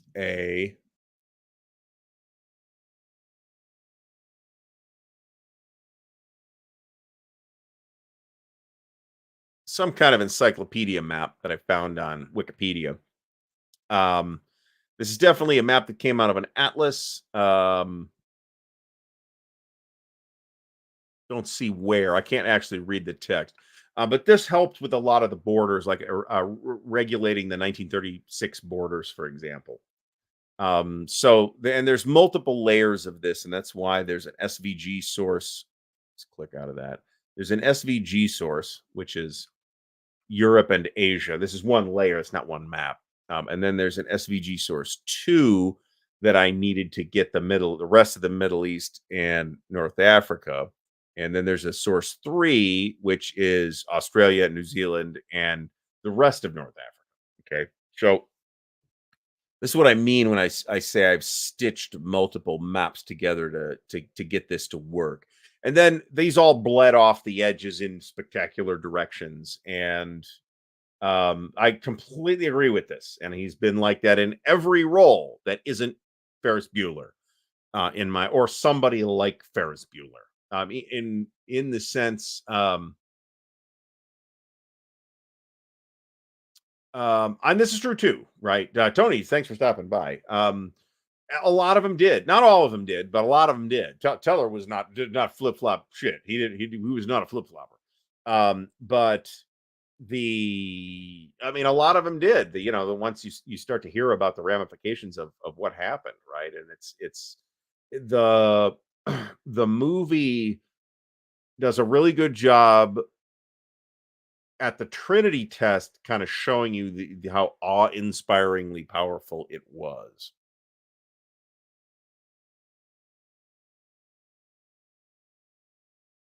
All right. Now, one of the things I haven't turned on the map backgrounds, and that's why that's screwed up. So I've got to like take a lot of these hexes out. This is actually sale material, material that I have lost. Damn it, I hit the wrong one because the microphone's in the way. If I turn off the sea grid, I've tidied up the Pacific. Obviously, there's got to be some research involved here, right? So we got tons and tons of these little ass islands. Which of these do I need, right? I mean, in some sense, you only really need an island per hex. But which islands were important? Which islands just got bypassed? I don't know. I gotta go through that material. There's some regulation of coastlines that has to happen, like this kind of stuff, for instance, in the Pacific, which I'm basically pretty close to done with that for Europe, but not quite. I've done it for Hawaii, and that's about it in the Pacific.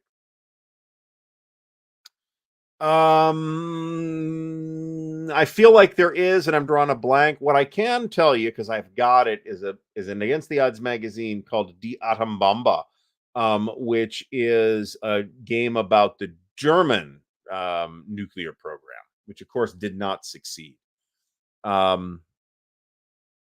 Heisenberg's in the movie as well, of course, as you'd expect. He was more or less in charge of the German nuclear program.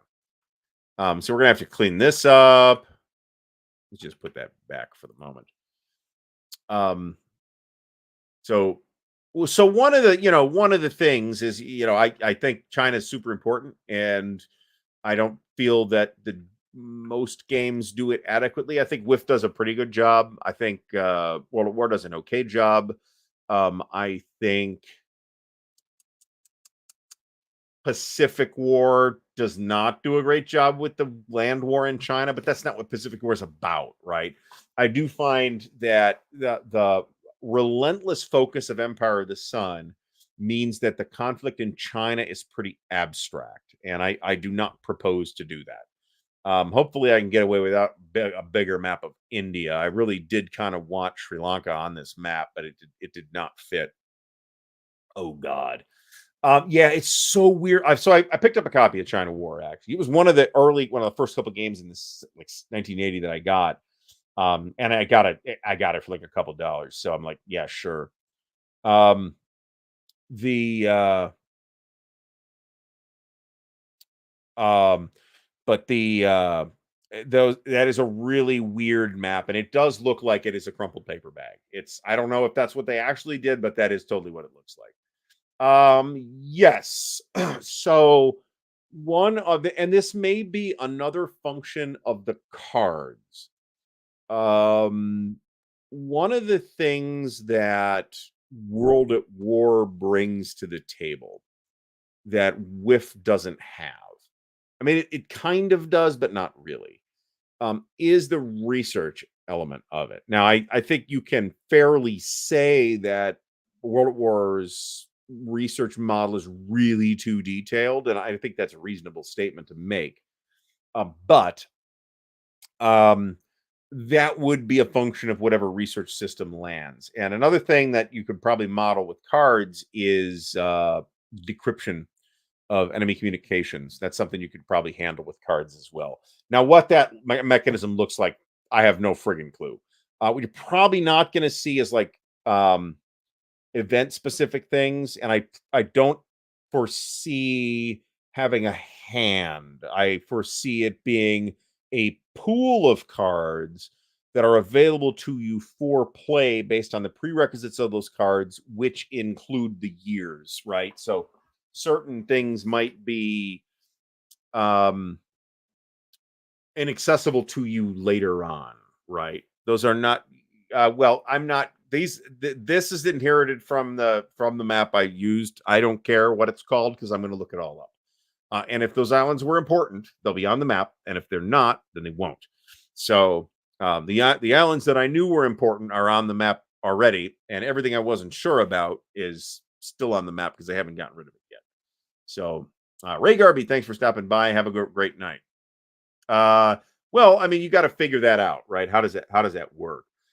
In both World at War and Triumph and Tragedy, you end up with kind of this multi-stage research process whereby you have to complete multiple stages of the A-bomb research. Okay. And I think that's a legitimate way to do it, right? Obviously, it's a big deal. And when did the A bomb process? When did like actual? Oh shit, we can make a bomb out of this. When did that start? Thank you, by the way, Jeff Beeler. If I did not say that, the support is much appreciated. Um, when did those start? 1943, right? It's 42, 43. But there's like some predecessor events that had to happen first, which of course happened first in Germany, right? This is why Germany is perceived to have a big head start, and this is like in the movie too. Um, yeah, so we have a lot of uranium here in the U.S. That's probably our most in terms of like energy potential of dirt you dig out of the ground. Um, U.S. has a lot of uranium, but you can't just take uranium ore and stick it in a bomb and drop it on somebody. You have to refine it because you need U-235. I think it's U-235, and most of the ore is not U-235, so you have to refine it. And they were still figuring those processes out. And this is in the movie too. There's a plutonium facility in Washington, and there is a uranium facility in Illinois, I think, and or Tennessee actually. And they're slowly making it, not using the most efficient process that we would use to enrich uranium today. So we're so getting spied on by the FBI now because we're talking about how to build atom bombs. But there was just a movie about it. So what are you going to do? So I don't know where that particular batch of uranium came from. That this is totally true, but we do have substantial uranium deposits in the U.S. So they talk about this in the film as well. About they need to have a test by Potsdam so they can discuss it, right?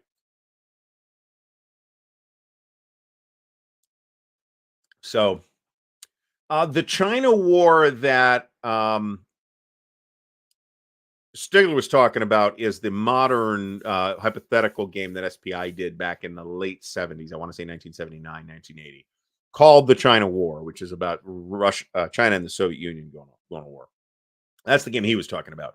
Now, the land war it's not really over, but it's pretty much a stalemate from 1942 until Operation Ichigo in 1944, in which the Japanese take a bunch of territory again, and it perks up for a while, right? And you do have to kind of think about that too, right?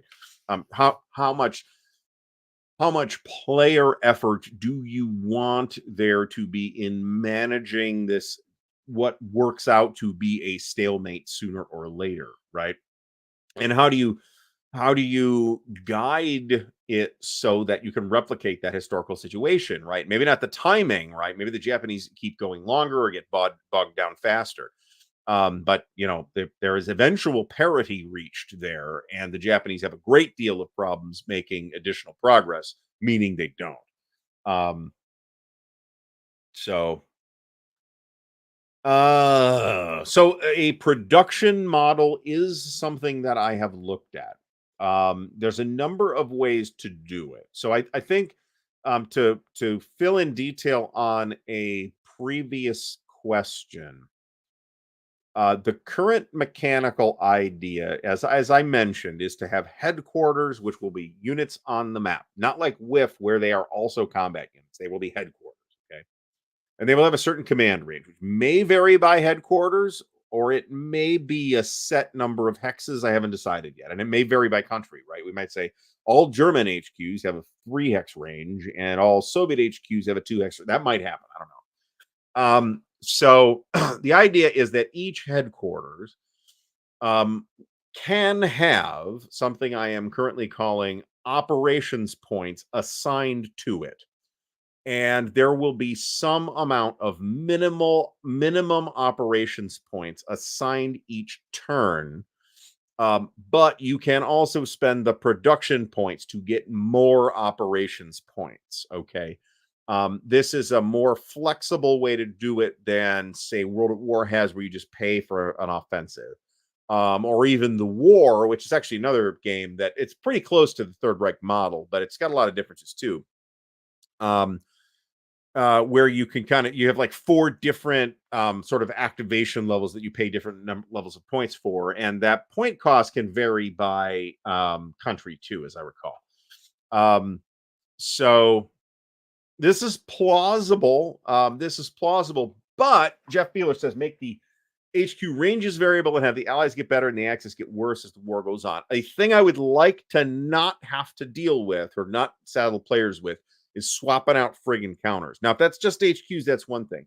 But I don't want to, a part of the pre-turn routine every turn is to go in and find all the units that you have to upgrade. I would rather not deal with that. So it is my intention to not have players deal with that. This is fair. Patchwork Pictures mentions that if the Japanese had planned it differently, things might have gone very differently. That's completely fair, and maybe the Japanese can get a victory out of that, or maybe the Chinese can drive the Japanese off the continent. Who knows? Oh God, William Aaron's asked how many counter sheets. Man, I have no friggin' idea yet. But it's a core level game, right? So it's not going to be a 2 counter sheet game. Okay, it's a worldwide core level game. Again, this is all predicated on me making continued progress on this. Which folks seem to be interested, so maybe we will. So this is not going to be a 400 counter game. I mean, just based on the scale, but that's just me eyeballing it right this minute, and not a statement of any kind as to exactly what the exact contents are going to look like. That is far in the future. So.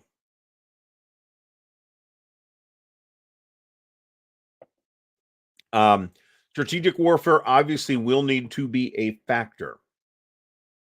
To circle that back, so how does strategic warfare work, right? So you've got the Allies bombing German cities and theoretically knocking out production and terrorizing the populace. Don't think that wasn't a factor, but the Germans are doing that too with the Blitz. Or you are interfering with supply chains by interfering with naval transportation. Okay. So how do you handle that, right? So the supply, it is my feeling, and I want to resist the temptation to add on a new track for every little friggin' thing. I'd like to also have a minimal number of tracks.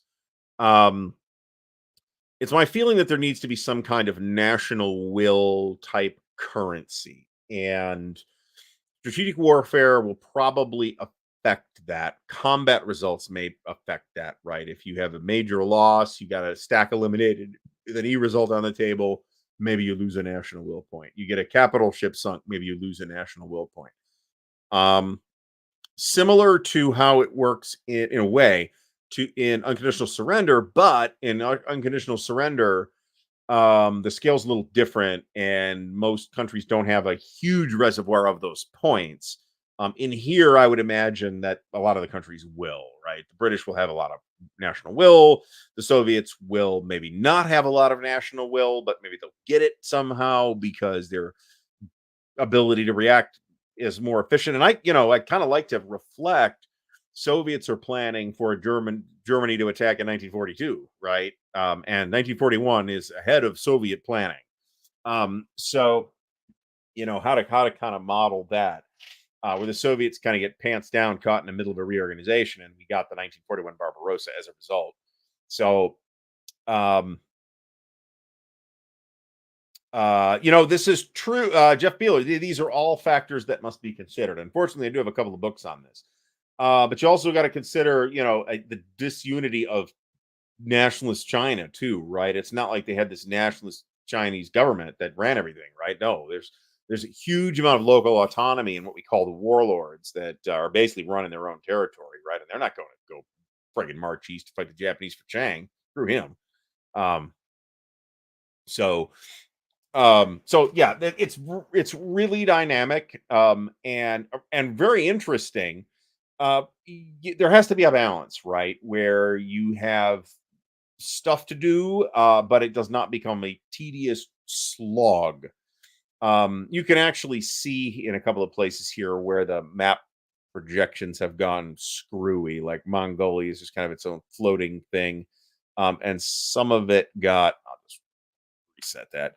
And some of these objects got moved around somehow in a way that I'm not quite sure how that happened.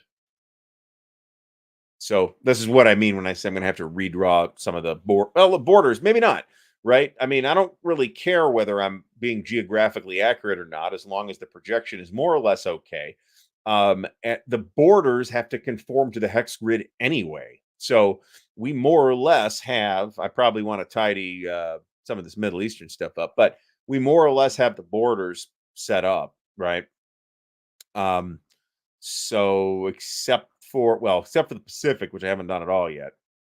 Um, except to mark off these British possessions from Dutch possessions in New Guinea and Borneo. I've done and East Timor, so Portuguese as well. So I've done that, but that's it. Um, and you don't need all of Australia, to be honest. This can be an off-map box. I'm kind of planning on setting these things up so that they're 4 panels and you can just keep them folded up, and the top panel is the one with the off-map displays. So if you don't want to have a whole map for Southern Australia and New Zealand, you don't have to. You just use that quarter of the display. That's kind of the idea here. The only one that will probably end up being totally necessary, and again, once I start laying these boxes out, maybe I can distill these off map displays into one of these strips. I don't know, but you need one for the Atlantic, one for the one group for the Atlantic, one group for the Pacific, and I don't want the boxes to be super crowded. And yes, I'm planning for half-inch counters, and I've sized the hexes appropriately. um, where you've got the Atlantic boxes and then the US and then the Pacific. You've got the Eastern Pacific boxes and then the Western US, right? And Canada and Mexico and probably a box for Central and South America too. But that's probably going to be very straightforward. Um, None of the South American countries participated in a scale that really makes a lot of sense in this context at this scale, right? So Brazil sends an entire division to the war. They fight in the mainland Italy, but don't really want divisions, right? So like I said, we're probably going to see some kind of breakdown. It's my intention to use the backside of the counter at this time, not to represent steps, but to represent the exhausted status of the counter to avoid having to use exhausted markers. Stacking limit, much appreciated. It's going to take a while, but and maybe when we circle back to this in a while, like I said, we're not gonna be talking about this every week. So, um, I one of the motivations for me doing this as the show is to spark conversation and to kind of flash my junk in public, right? So that folks know I'm working on it and can hassle me about it, and then I will feel guilty for not having made progress, and therefore I will make progress. It's reverse personal, reverse psychology, or something like that. Um, so we'll see. We'll see how this goes. Obviously it's going to be this is ambitious, right? This is not a thing. Technically, I guess I'm not a first designer, but I'm a first war game designer, and let's face it, my RPG went fucking nowhere. So this is essentially yeah. So this is so I don't think I actually said this, Dave 1013. Yes, this will proceed all the way to 1945, 46, not early, we're up to 1940. No. In fact, it's my intention to probably go up now. There will probably be a victory condition achieved at some point before the end of 1945. So recognizing that. But it is my intention to not limit it to 1945. So if it goes longer, I think the model holds up for another couple of years to 46 or 47. Maybe less so if there's atom bombs flying around, right? So yeah, this is intended to encompass the entire war and to encompass the part of the war that folks who got educated in the United States and Europe, I suppose, tend to think happened before the war started, right? All the stuff happened in Asia, right? I would also make sure that there's adequate scenario support, that you don't have to play the entire campaign if you don't want to. that there's modular scenarios that you can say, I'm going to start with Poland or, whatever, rather than having to bite off the whole thing and then make it easy to set those scenarios up, right? WIF's got all that stuff. It's got a ton of scenarios, but setting up a smaller scenario is almost as much work as setting up the whole friggin' game. So you might as well just set up the entire friggin' game because you got to kind of do it all anyway. So that's a problem. US this is true, but this will come out in the research, right? So pre 1940 colonialism. I'm not sure what the question is there, but yes, there is colonialism pre 1940. Well, again, there needs to be so first, the first play testing is going to happen here, right? Where I, throw down a map, throw down 25 counters, and figure out whether the basic dynamics that I have in mind are working at all. Okay. And if so, what immediate modifications need to be made to those basic dynamics to make them work at all? And then we can work up from there into playtesting. Playtest, other people playtesting this doesn't happen until there's like a full playtest map and a full playtest game. So, and this whole thing might end up getting set up in Vassal, right? I mean, I would not want to not use Vassal, leverage Vassal as a playtesting tool. To not use Vassal as a playtesting vehicle is dumb. I don't wish to do that. So, we screwed that up. Let me go over here and click that instead. But yes, I will totally want people to play test. And don't think I'm not going to be asking in this friggin' show. So that is going to happen. This is true too. And this is a thing that has to be considered, right? How do you model the density pieces in the Middle East or North Africa, the Middle East, whatever, compared to the East Front, where you have or even the West Front, where you have massive army groups clashing constantly, right? The scale of operations is simply much denser on, outside North Africa and the Middle East. So I don't think it is credible to ignore the Middle East or to abstract it out or make it into like a series of off-map boxes. I think that would feel unsatisfying. So the scale has to be you have to be able to reflect that, right? But I'd also want, how do you get supply to the Middle East, right? Is that the bottleneck, right? Is that why you don't send an entire German corps down? I know we called it the Africa Corps, but it wasn't the size of a corps. It was like a division and a half. So John, thanks so much. I appreciate it. And John, of course, has, and we'll be talking to John on his effort at some point. I'm not going to say anything more right now, but there's a Facebook thing, so you can check out John's really attractive looking work in progress maps. And I'm sure, and we've discussed this, we'll be having a conversation. It is 10. John, the name of the Facebook group is 10K Games, if I'm not mistaken. So I mean, the British economy runs on colonialism. So if the question is that going to be reflected in the game? It has to be, right? Unless you're going to completely abstract out all the economic aspects, which I do not propose to do. So yes, the British will have to import shit from the empire, in which case the Germans can shoot that up, right? That's using whatever method is necessary. And maybe this is why, Jeff Beeler mentions, there's no rail network there. I mean, there's railroads, but not much in the Middle East. So maybe that's the bottleneck. Maybe there are railroads on the map, right? And that's how the supply is transferred. We'll see. I do not intend, there will not be supply points as such where you got to spend them, but you'll have the operations points instead, right? That is I think the better nomenclature for that thing as I intend to model it. So supply is basically just going to be trace, right? You're either going to trace to a supply source or an HQ. And if you're tracing to an HQ, then the HQ has to trace to the supply source. Boom, there you go. What the exact numbers of that look like, I don't know. I am not going to come up with a cute acronym for the friggin' points. They will be called production points.